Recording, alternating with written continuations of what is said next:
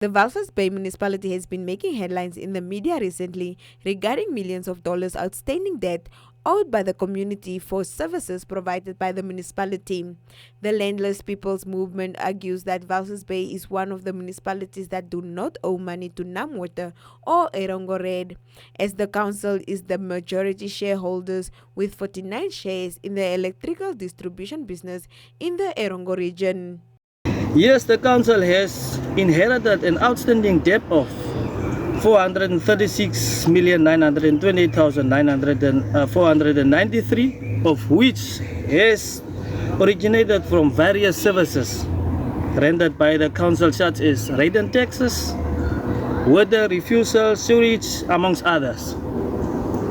Since these debts are not from yesterday, it's clear that policies in place are less effective to the wealthy and politically connected, and are only seems to be useful and fully effective and executed on the vulnerable in terms of debt recovery.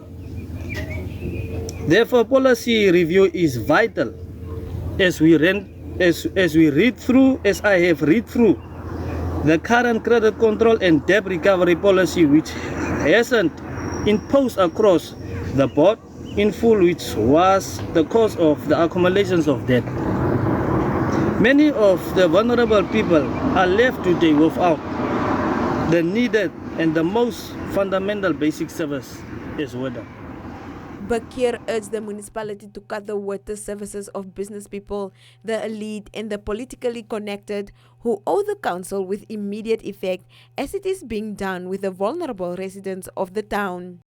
Where is the fairness in terms of the above, of by which the vulnerable are the ones who suffer in most cases? Therefore, we condemn the biased action of the municipal council administration in the strongest way possible, and demand that water services of businesses, well-offs, and political connected who owes the council in whatever way been cut off with immediate effect, as done to the vulnerable in the quickest way possible. At the current stage, the council is again creating a room for debt accumulation through payment arrangement on outstanding debt in order for the water service not to be cut off. Bakir said that unemployment is the biggest contributor leading to community members not paying their bills. He says leaving the vulnerable without access to basic services such as water and electricity is unfair.